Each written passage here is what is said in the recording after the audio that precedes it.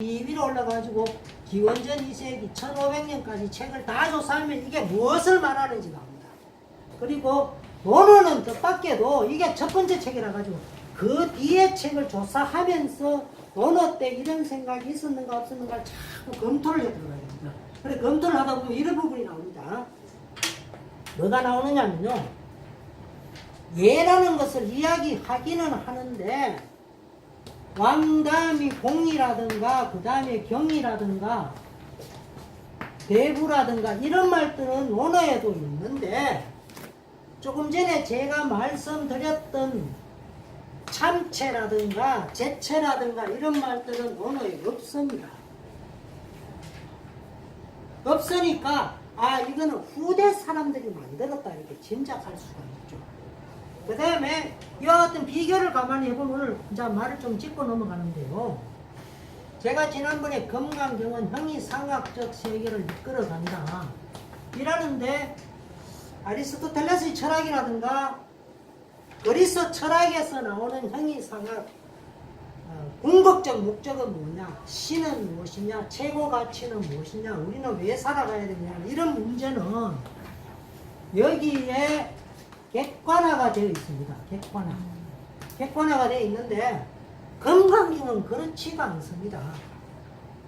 무위법은 헛방이고 무위법이 뭐 최고다 이렇게 이야기하는데 어떤 사람이 이 무위법에 집착을 하면 다시 무위법이 되어버립니다. 그럼 최고법이라는 것도 바뀌겠네요. 최고 가치라는 것도. 그러면서 또 모순되는 것은 석가모니라는 최고 가치를 계속 추구하죠. 자, 여기에서 우리가 아주 이상한 걸 알 수가 있는데 이 금강경적 사고는 여기에서 말하는 형이상학하고는 다르다. 왜? 이 깨달음을 얻고자 하는 수행자가 어떻게 생각하느냐에 따라서 달라지면 깨달음을 얻고자 하는 수행자의 의지가 형이상학이나 인식론에 지장을 주고 있다면 형이상학과 윤리학이 비엉켜 있다는 거죠. 자, 불교에는요 형이상학과 윤리학이 비엉켜 있습니다. 그런데 여러분들이 아리스토텔레스 철학의 형이상학은 윤리학하고 비엉켜 있지 않습니다. 물론 최고 가치가 무엇이기 때문에 어떻게 살아야 한다는 것은 또 유추를 할 수가 있죠. 그런데 동북아의 형이상학, 형이상자를 도락고 한다는 말이 어디에 나오느냐면 주역이라고 우리가 통상 알고 있는 개사전에 나오는데요. 동북아는 이상해가지고 이런 말 한번 하면 그 다음부터 딸딸해가지고 여기에 시비에 걸지도 못하게 해요. 거의 선언적 문제로 되어 있습니다. 그래서 그렇게 자꾸 남한테 강요하고 그걸 100% 절대화시키는 사람 저는 약간 바보로 봅니다. 말이 안 된다. 어떠한 주제든 간에 거기에 의심을 품고 따지고 이 말이 틀렸다고 생각할 수 있어요. 이런 면에서는 유학의 어떤 엉터리 유학보다는 불교가 훨씬 낫죠. 불교 형이상학은 그렇지가 않고 그 사람이 뭔가 자기가 깨달은 것을 가지고 갑질을 하거나 거기에 실체를 부여하는 순간에 그것은 무명의 세계로 떨어져 버리죠. 그래서 여러분들한테 제가 왜 이 말을 하느냐 하면요. 금강경을 공부하든 형이상학을 공부하든 뭐를 공부하든 간에 각 문화권마다 차이가 있다. 이 차이를 우리는 이해하면서 읽어나가자. 이걸 지금 말하는 겁니다. 그래서 논어를 이해하는 방법하고 금강경을 이해하는 방법이 다르듯이 논어에 나와 있는 각 문맥을 하나하나 자꾸 따져가지고 이것이 어떤 의미를 갖느냐 이것 때문에 향당이 중요하다 이거죠. 그래서 어느 시편 향당은요 일단 관찰자 시점입니다. 거기에 자활이 하나도 없는데 이거 아무것도 아니라고 전 세계 사람들이 아무도 관심을 안 가졌는데 향당에 자활이 없다. 자활이 없다. 이것은 제자들이 공자를 관찰한 거다. 관찰한 기록인데 공자가 상례를 지내는 모습이 나온다. 논어에는 세 가지 상례가 나온다. 공자가 지내는 상례. 거상이라는 말은요, 지금 상복을 입고 있다는 뜻입니다. 거상은 상례가 끝나가 탈상했다는 뜻입니다. 그리고 친상이라는 말은요, 어버이의 상을 지낸다는 뜻입니다. 그런데 아주 신기하게 제가 논어에서 제일 나쁜 놈 정삼이라고 그랬죠. 이 정자라는 아이가 아주 웃기는 말을 합니다. 요 말은 굉장히 가짜도 설모가 있는데 뭐라 그러냐면 공자께서 친상을 지낼 때는 최선을 다했다, 슬퍼했다 이 말이 나옵니다. 이 말 가만히 생각해 보십시오. 공자가 친상을 지낼 때는 최선을 다하고 슬퍼했다. 이렇게 나는 들었습니다. 그래요. 정삼은 공자하고 나이 차이가 거의 한 40에서 50 사이 정도 차이가 나는 것 같아요. 들었다 이렇게 말을 하니까 지가 직접 보지는 못하고 나이가 굉장히 차이가 나가지고 그 자기가 제자가 되기 이전에 공자께서 그렇게 친상을 지나 아버지 상을 지내는 모습을 들었습니다. 여기 저 뒤에 19편에 나왔습니다.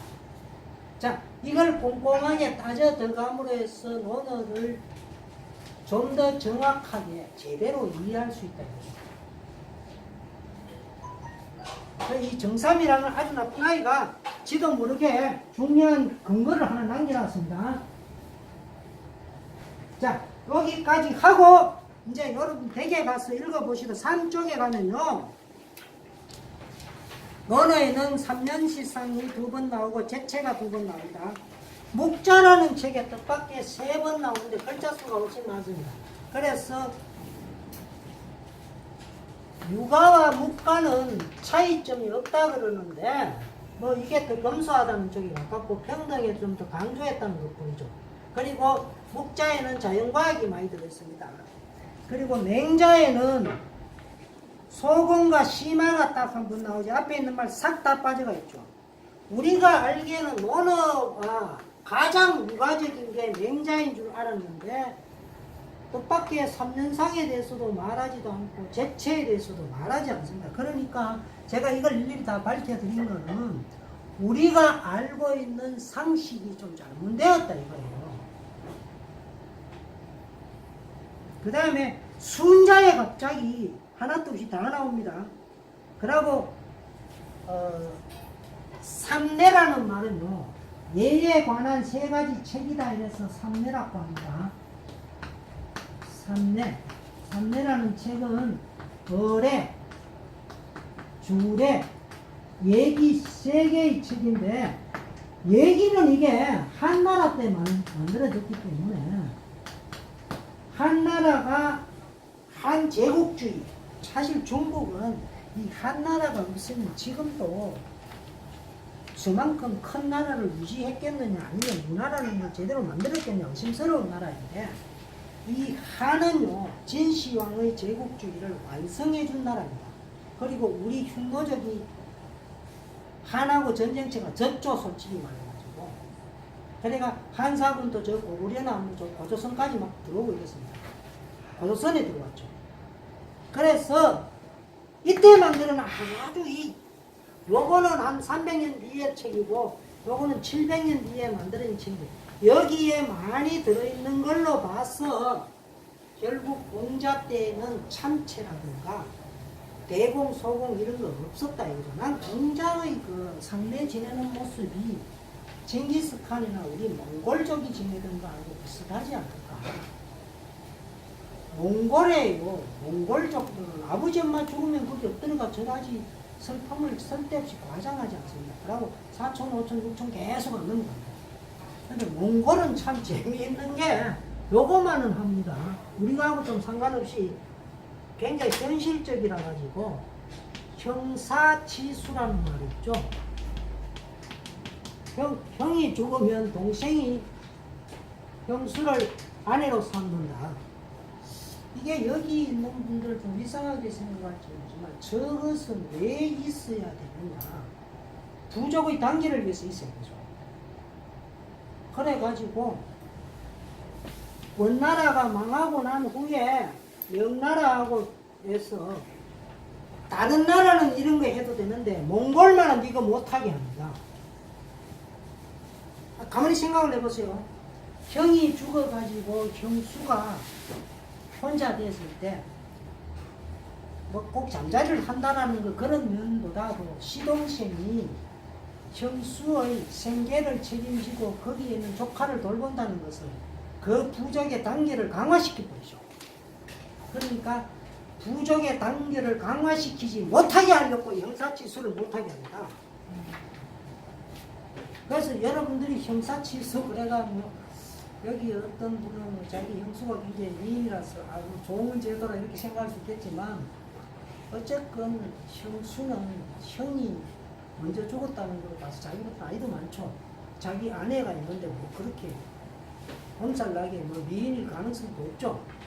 그것도 미인이라고 하더라도 거기에 빠질 여기에 있는 남성들도 없고 그런데 이 제도가 왜 있느냐.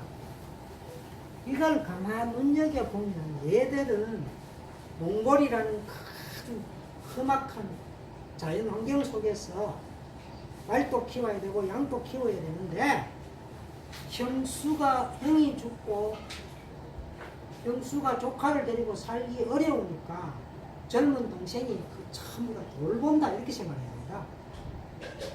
오랑캐의 풍습이다 이게 아니고 그게 우리 민족의 풍습이었어요.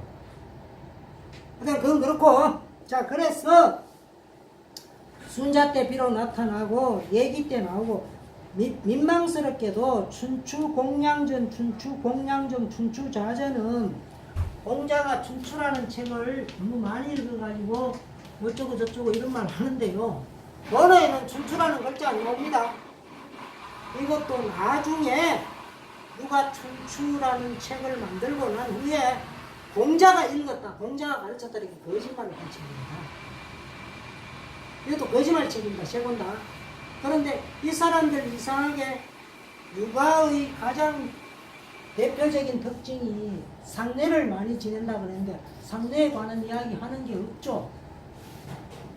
아까 내가 징기스칸 얘기를 왜 했느냐 하면 징기스칸이 우리나라 민족이 좋아하는 단골이라는 제사를 지내는데 탱거른가 이게 우리 단골하고 똑같습니다. 이 사람들은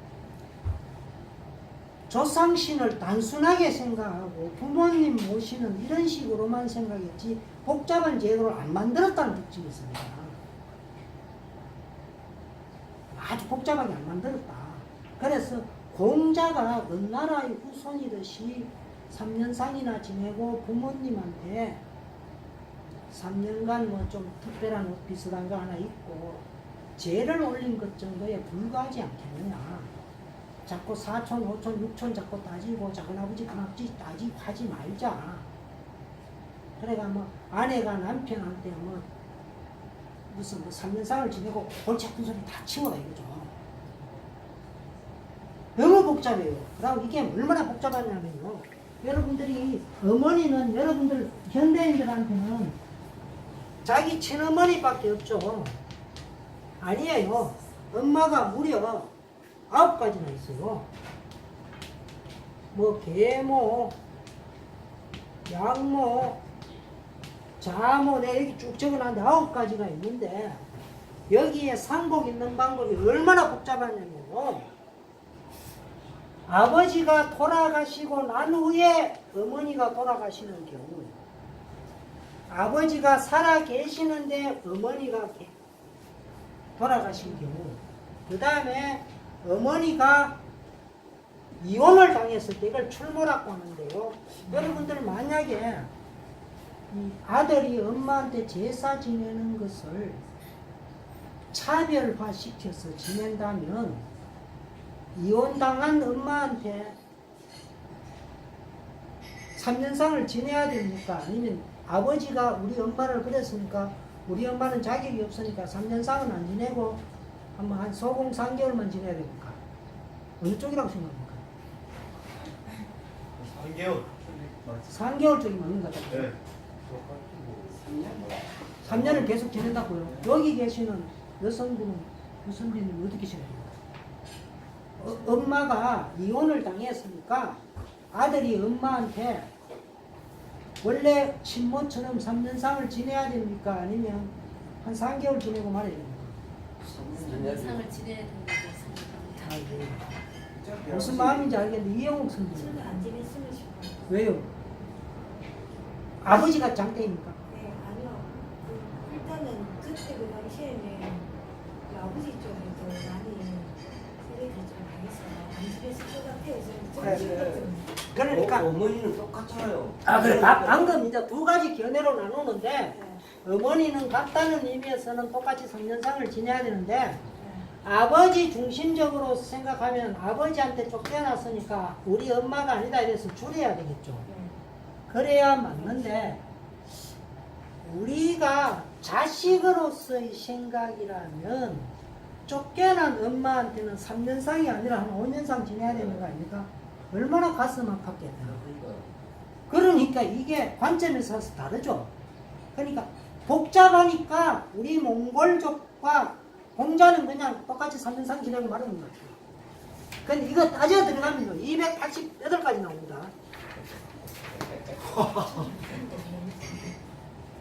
그러니까 여러분 간에 공부하다 보면 머리가 빠질 것 같아요. 그러니까 조선에서는 이것 때문에 200년 동안 논쟁을 벌였죠. 전래 논쟁을. 200년 동안 싸웠습니다. 제가 애기 집설대전에 하나하나 다 분석해놨어요. A, B, C 이래가지고 기호까지 다 만들어가지고 그림으로까지 만들어놨습니다. 쉽게 알 수 있도록. 그러니까 옛날 사람들이 지금처럼 컴퓨터 검색 기능 뽑고 아무런 표도 없을 때 이 얘 때문에 얼마나 골머리 앓았겠습니까? 그러니까 조선에서 전래농전 조선 최고의 지식인들이 막 100년인가 200년 동안 그것 때문에 계속 논쟁을 벌였습니다. 계속해서 알고 있고 그 집안은 완전히 잘못된. 그러니까 도대체 엄마가 도대체 9가지 종류나 있고 하고 죄 지내는 게 전부 다 경우의 수가 달라가 288가지 된다는 건 상상도 못했죠. 여러분 아버지한테 죄 지는 삼체도 마찬가지, 죄체도 마찬가지. 죄체는 더 많습니다. 아 들어오세요. 저 안에 있어요. 자 그래서 이거를요 제가 그 밑에 조사한 책을 다 적어놨으니까 그럼 여기서 뜻밖에도 이 중에서요 우리가 도가라는 책에는 단 한 글자도 3년지상이라는 글자가 안 나옵니다. 거기에 제가 도가라는 책을 불러줄 테니까요 안 나와 있는 것만 찾으면 되는데 상서하고 모시는 아니고요 여기라는 책은 육아에 해당을 안 된다고 봐야 됩니다. 여시, 춘추, 도덕경, 순자, 장자, 한비자, 관자, 해남자, 사기, 전국책은 이거는 육아라고 볼 수가 없습니다. 이게 이때까지 육아가 아니라고 말해왔는데 신기하게도 3년상과 잠재 제체가 안 나오는 점에서도 똑같습니다.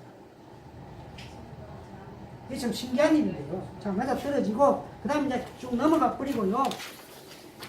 4쪽에 가면 제자들이 공자를 관찰한다는 말이 나오죠. 공자가 향당에서는 순순여야했다. 공손하시고 성실하였어.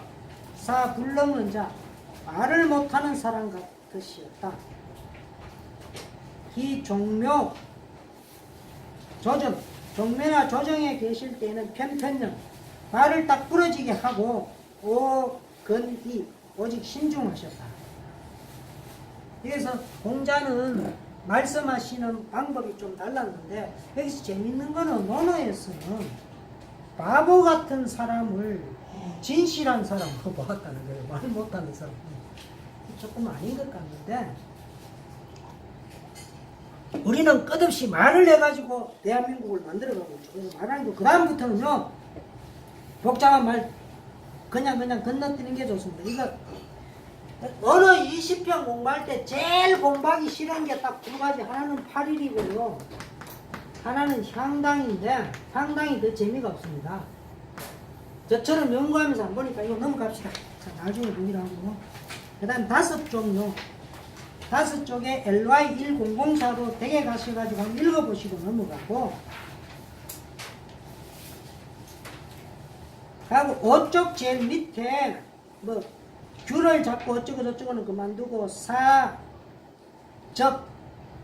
유유여야 사적으로 선물을 바칠 때는 즐거운 듯 하셨다. 예를 들어서 여러분들한테 누가 선물을 바치는 거고 너무 지나치게 공손해 하지 말고, 야 이거 내가 받으면 안 되는데 하면서 일단은 즐겁고 기쁜 마음을 지어주세요. 저기 왜 이영옥 선생님이 저한테 선물을 조그만한 거 뭐 이렇게 하길래 부처님하고 비슷하다 내가 이렇게 걱찬을 한 적이 있는데, 아니 선물 뭐 좀 했습니다. 뭐 여러 가지로 한 적이 있는데 저런 거 있지 않습니까? 뭐더라? 견과류도 했고 이거 잘 먹었습니다. 그래서 길게 이야기하면 좋은데, 그런데 선물을 할 때는 이거 옛날에 이렇게 나와 있으니까 참 좋은 것 같습니다. 선물을 주면 기쁘게 받으면서, 야 공자도 선물 주고 받을 때는 즐거워했다고 하더라. 밥을 선물 받아서 좋다 이렇게 단순하게 말하지 그 복잡하게 비비고 하지 마세요. 자, 그건 그렇고 6쪽에 가면요, 군자 구리 감추시 감색과 아청빛으로 장식을 하지 않았고, 홍자 붉은 빛이나 자줏빛으로는 평상동을 만들지 않았다. 홍이라는 글자가 주라는 글자하고 좀 다릅니다. 다 같이 붉은 거 있고, 주는 약간 어두운 색의 붉은 거고, 홍이라는 것은 노란색이 섞인 밝은 거 있죠. 그런 건데, 여기서 재밌는 거는 자줏빛을 하지 않았다. 이게 참 재밌는데, 제가 이 옷을 자줏빛으로 왜 입느냐? 생활한복을 왜냐면 고구려 왕이 입던 색깔입니다. 그래서 우리 민족은 자줏빛 옷을 황제의 빛으로 입었습니다. 신라는 흰빛을 또 입었는데 그렇다고 고구려나 백제에서 흰빛을 전시한 게 아니라 중요한 것은 흰빛을 딱 허리띠를 흰빛으로 딱 잡죠. 허리띠를 흰빛으로 짠다면 무슨 색입니까? 흰빛을 숭상했다는 허리띠가 딱 표시가 나요. 그래서 제가 이 자줏빛을 입는데, 근데 차이나 놈들은 이런 거 안 입었는가 봐요. 니들은 이거 안 입고 우리는 고구려 사람이니까. 그 다음에 또 제가 나중에 아주 유명해져가 TV 같은 데 나가면 색동옷, 옛날에 TV 많이 나오다가 갑자기 이상한 일이 있어가 못 나갔는데, 색동옷 있죠. 어린아이들 색동옷으로 한복 두루마기를 좋게 해가지고 입고 쳐 나가면 갑자기 확 뒤집어지겠죠. 그런데 고구려나 백제 왕이 색동옷을 입었다. 오방색인가요? 네, 오방식이라고. 그리고 김홍도가 그린 그림에요, 돌잔치 할 때 색동옷을 입고 그 소년이 입고 있는 허리띠 흰색을 딱 메고 있어요. 그런데 고구려나 백제 사람들이 흰색 허리띠를 맸다고도 나와요. 그러니까 전 세계에서 색동옷 입고 있는 나라 우리나라밖에 없죠. 우리하고 비슷한 민족은 색동옷 비슷비슷하게 입고 있긴 한데, 우리가 제일 색동옷도 멋있게 화려하게 잘 입죠. 예쁘고. 그래서 문재인 칸이 색동옷 다 입고 가지고 한번 손 흔들면 참 멋있을 것 같는데, 자, 그건 그렇고 여기서는 막 너무 길게 이야기하지 말고, 그 다음에 거기에 상복을 입으시는 기간에는 온갖 폐물을 다 찼다 그랬는데, 여러분 옛날에요, 송곳 90도를 사람들이 늘 허리에 차고 다녔습니다. 송곳은 왜 필요하냐면 끈을, 지금 좀 자크가 없죠. 끈을 묶어서 옷걸음 풀 때 송곳으로 풀었어요. 그러고 90도는 뭐 이렇게 불 켜는 데 늘 있었고, 백제나 신라의 왕릉 속에 보면요, 왕릉 속에 허리띠가 여기서까지 쭉 달리는 게 있어요. 거기에 뭐 송곳, 90돌, 뭐 작은 칼, 온갖 거 다 들어있습니다. 나물 캐러 가는 사람 곰이 하나 달고 다니겠죠. 그래서 그렇고, 그 다음에 7쪽에요, 중간에 거상이라는 말이 있는데, 이거 원어 속에 나오는 이런 말들요 꼭 알아둘 필요가 있습니다. 공자가 탈상을 했다 이 말이 나오기 때문에 공자의 아버지가 돌아가실 때 거상하는 모습을 제자들이 보고 관찰하고 적어놨다 이겁니다. 그래서 공자가 만약에 사마천의 말처럼 3살 때 돌아가셨다면 이거는 제자들이 관찰할 수가 없죠. 그리고 여기에서 꼭 한 가지 꼭 아시고 계셔야 될 것은 사마천은 아주 이상한 사람이라 가지고 공자는 은나라 사람이다. 은나라가 바로 우리 민족 아닙니까? 은나라 사람이다 이렇게 이야기하는데 그걸 왜 알았느냐 하면 자기가 꿈속에 공자가 어떻게 하더라 그래서 은나라 사람이다. 근데 이게 역사학자가 지 꿈속에 무슨 것을 근거로 뭐라고 말을 해서 안 되죠. 이만큼 막무가내라서 홍준표 비슷하죠. 홍준표가 욕을 심하게 하는데 이런 웃기는 논리를 들어대는 게 이게 바로 홍준표식입니다. 말도 안 되는 이야기 하는 거. 자, 그래서 이런 거 말이 안 됩니다. 근데 우리가 또 공자가 은나라 사람이라고 우리 민족이라고 너무 뭐 지나치게 말할 필요도 없습니다. 그런 거 우리가 지금 듣고 말할 시기가 아니니까. 그 다음에 또 한 장 넘기고요. 뒤에 그림이 또 나왔는데 이거는 참고하라고 나왔고 그 뒤에 이유를 제가 쭉 8쪽에 적어놨습니다. 저 아래쪽에 아버지가 공자를 낳고 곧 죽었다면 제자들이 공자 아버지 진상을 볼 수가 없다. 이런 이야기가 논어 속에 계속 나온다 이거죠. 그 다음에 길복과 흉복이라는 말이 있는데요.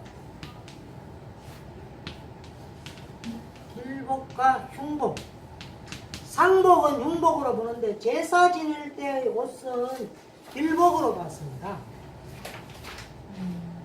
그래서 이게 조금 다릅니다. 그럼 우리가 지금 축제라는 말을 쓰기 때문에 축제는 제사 지낼 때 음침한 거 그거 왜 자꾸 제자를 쓰느냐 이렇게 말하는 학자가 한 사람이 있었는데 이거 별로 안 맞는 얘기입니다. 이게 일본에서 들어온 글자 같긴 한데 제는 나쁜 뜻이 아니기 때문에 좋다는 뜻으로 썼어요. 그래서 여러분들이 아버님한테 제사 지낼 때는 슬픔에 젖어 지내지 말고 밝은 모습으로 아버지 저 왔습니다 라고 웃으면서 지내야 됩니다. 초상 낳는 날은 상주는 웃으면 안 돼요. 문상간 친구들은 웃어도 돼요. 이건 중국 사람들은 안 그런데 한국인들은 문상 갔을 때는 웃어봅니다. 이게 우리 이 언어식과 좀 달라요. 우리 몽골족은 문상을 가가지고 슬퍼하는 사람 옆에서는 막 고스톱도 치고 웃고 떠들썩하고 싸우고 온갖 짓을 다 합니다. 왜? 슬픔에 젖어 있는 사람을 기쁨으로 슬픔을 덜어주려고 합니다. 그러나 상주는 슬퍼해야 되죠. 그리고 제사는 기뻐해도 됩니다. 이거 아마 이때까지 알고 계셨던 거하고 다른 생각이 듭니다. 자, 그 다음에 다음 여기에 옥을 언제나 차고 있었다는 말을 그 밑에 적어놨는데요. 이 옥은 군자의 덕을 상징하기 때문에 몸에 언제나 차고 있었다. 자, 친상을 지낼 때 아버지 돌아갔을 때를 제외하고는 옥을 언제나 찬다. 차이나 사람들은. 하고 차이나에서 제일 비싼 보석이 옥이죠. 다이아몬드 이게 아니고 옥을 최고로 치죠. 자, 그래가지고 10쪽에 가면요. 재개할 때는 옷을 깨끗하게 명리는 깨끗하게 벗고 삼배로 지으시면서다. 근데 이게 삼배가 한국인들은 이게 뭐 삼배죽삼이라고 해가지고 가격이 낮은 옷으로 생각하는데 이거 엄청나게 비쌉니다. 옛날에도 비싼 옷을 줬어요. 어떤 곳은 실크보다 이걸 더 비싸게 줬습니다. 비싸고 그러고 삼배로 옷을 지으면 엄청나게 아름답죠. 제가 그래가지고 여름 삼배옷 하나 지어달라고 하면 집사람이 자기 고향에 언니의 엄마, 언니 남편의 엄마한테 지어왔는데 인기가 좀 곤란하대요. 왜? 그래서 짧게 해가지고 여기가 당초 이렇게 이상하게 달고 요런 거 다 이거 우리나라 전통다 이거 일제강점기에 어섬이 있던 옷이었어요. 그래가지고 삼배옷을 머슴이 있는 삼배옷을 입고 오면 어떡하냐고 아무라지도 못하고 그냥 몇 번 입고 말았죠. 삼배 이거 비싼 옷입니다. 그 다음에 또 넘어갑시다. 이런 것까지 다 하면 안 되고 대개 가셔가지고 읽어보십시오. 그 다음에 12쪽에요. 썩부정부자 자리가 바르지 않으면 앉지 않으셨다. 이거 이상한 말인데요. 썩부정 자리가 바르지 않으면 앉아. 그래서 묵자라는 책이 아주 이상한 말이 나옵니다. 공자는 예공이라는 임금이 초대를 했는데 갔더니 방석에 자리가 바르지 않아서 앉지를 안 하더라. 그 다음에 밥을 갖고 왔는데 반찬을 가지런하게 설지 않았다고 먹지도 않았더라. 이러면서 공자를 욕을 하는데 이거는 묵자같이 훌륭한 사람이 그런 식으로 공자를 욕 안 하겠죠. 묵자는 두 가지로 나누어집니다.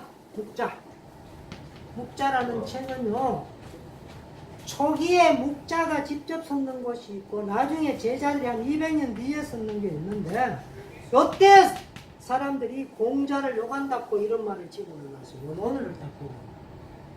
그래서 공자는 자리가 바르지 않다고 앉지도 않더라. 참 그렇게 까다롭네. 이렇게 욕하려고 그러는 거예요. 근데 이런 말은 공자가 바른 자리에 앉고 이런 것은 과거의 문화의 어떤 측면입니다. 전 세계에 아주 옛날에는 바르게 하려고 말도 바르게 하고 불경에도 많이 나오고 자리도 바르게 하고 이게 그 과거의 문화의 한 모습입니다. 그리고 지난번에 제가 불경을 그때 욕을 해가지고 굉장히 처음 온 손님한테 굉장히 미안했는데 건강경에 열애라는 사람이 아주 이상한 말을 한다. 자기는 500세 전생을 안다 이런 말을 해요. 이거 석가모니 이따위 소리 정말 하면 내한테 걸렸으면 죽도록 맞았다 이런 말인데 그건 좀 취소해야 되는데 왜냐하면 이런 말들은 일종의 관습적으로 하는 말 같습니다. 그래서 이런 말을 약간 누가 뭐라 그러면 그거는 불경을 읽을 때 그래 읽어도 되지만 저런 것은 어떤 관용적 표현이 아닐까. 이 건강경의 진정한 뜻은 부정과 바로 세움, 부정과 바로 세움을 통해서 끝없이 진리를 탐구해 나가는 모습인데 좀 지나치다. 근데 이게 왜 이게 문제가 지금도 되느냐 하면 저쪽에 달라이라마라는 사람이 아직까지도 500세 전생을 알고 그때 태어난 사람이라 그러니 얘들 참 이상해서 걔 좀 데리고 오면 내가 좀 강의를 해줄 텐데 당신 그런 소리 하면 안 돼. 그거는 불교의 관용적 표현 중에 하나야. 그런 것도 안 두고 한국에 와가지고 경제개발이나 배우고 가.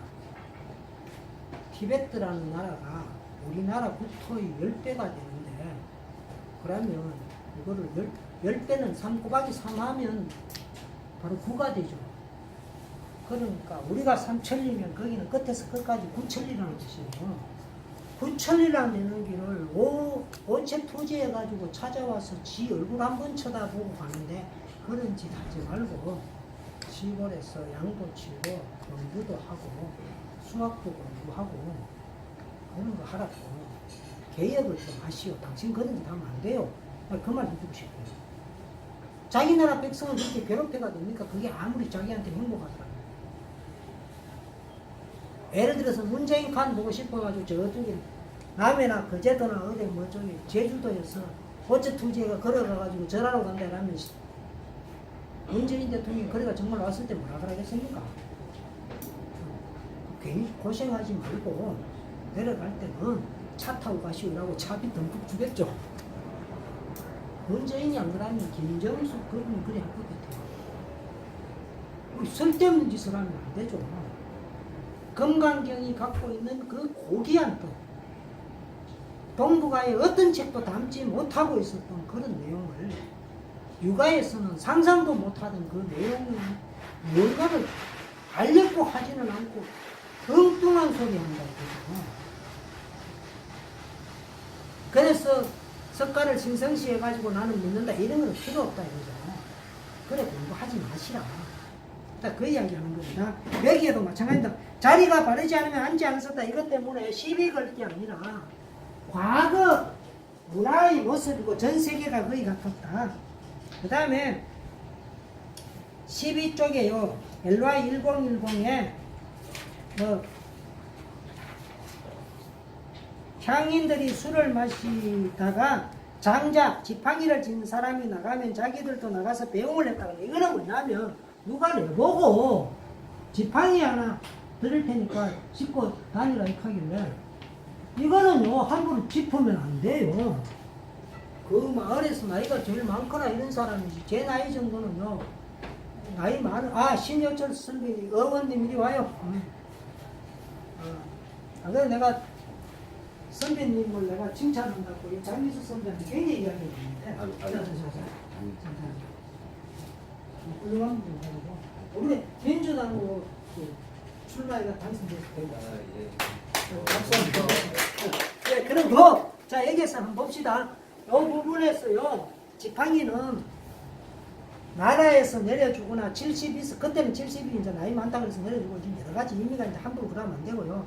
연장자에 대한 존경이 그 당시의 풍습인데 여기서 중요한 거는 요거는 공부할 필요가 없고 향인이 나하면 향인이 푸닥거리를 하면요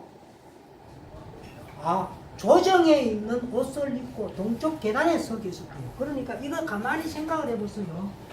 향인들이 푸닥거리를 한다.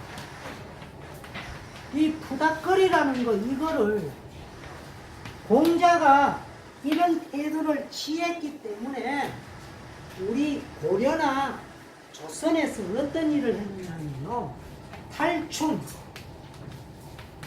판소리 뭐 이런 거 있죠. 이런 거 할 때 국가에서 하지마 이 소리 안 했습니다.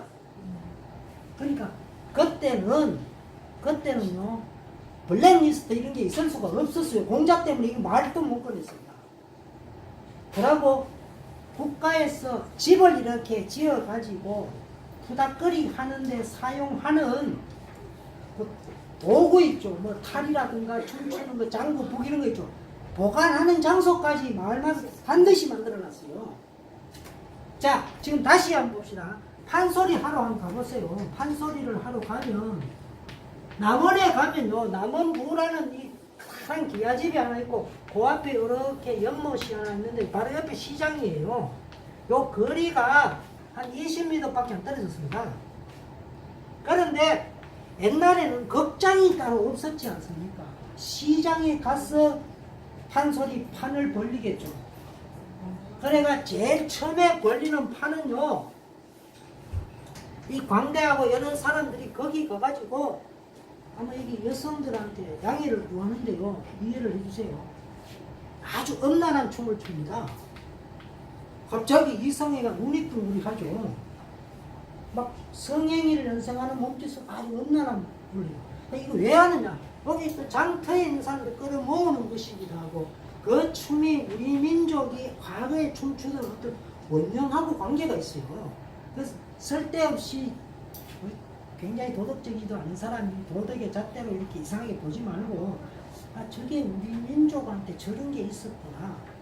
그러고 난 후에 여기에서요 판소리를 하기 시작하는데 춘향이가 얻어 터지는 장면 있죠. 이게 이제 십장가라 그러는데 10대를 때립니다. 그러면 그 때리는 사람이 한 대 이라면요 1 맞춰 가지고 이제 춘향이가 변사또 욕합니다. 일편단심 하는데 니 같은 놈이 뭐냐 소리를 질러요. 그럼 2대 딱 때리면 2하고 니는 뭐 불사이군이라는데 내가 뭐 2구를 생기겠느냐 이라고 또 욕을 합니다. 자 그러면 여기에서 지금 변사또가 있으면 다 들리죠. 사실은 이게 남은 부사 요가는 자리죠. 이게 공식적으로 요가는 겁니다. 이렇게 가까이서 욕을 하는데 앞으로 판소리 하면 나 죽여 이래가지고 그런 거 없죠. 박근혜처럼 무식한 짓 안 해요. 이거 정부에서 세금 대가지고 지원해 줍니다. 가고 여러분들 그럼 내 말이 거짓말 같으면요. 하회 탈춤 같은 거 이런 거 한번 봐요. 예. 예, 말뚝이라는 애가 내가 양반 조롱하죠. 말뚝이가 양반을 조롱한다 이게 논어에 나온다 이겁니다. 그래서 그 정부에서 그만큼 많은 경제적 지원을 해줬다. 그런데 무슨